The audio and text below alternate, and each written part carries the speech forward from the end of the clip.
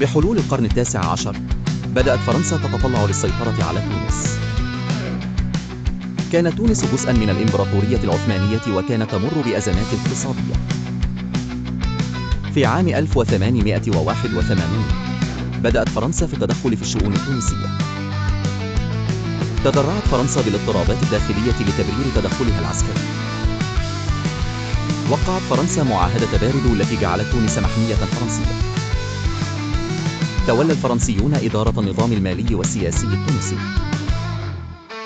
كانت الهيمنة الفرنسية مدفوعة بمصالح اقتصادية واستراتيجية.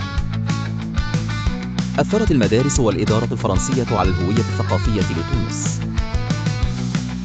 واجهت فرنسا مقاومة من التونسيين الذين طالبوا بالاستقلال. اندلعت الثورات وأحداث الشغب ضد الاستعمار الفرنسي. بدأ التونسيون تنظيم حركات وحدوية لنيل الاستقلال. بعد الحرب العالمية الثانية اشتدت مطالب الاستقلال. في عام 1956 حصلت تونس على استقلالها عن فرنسا.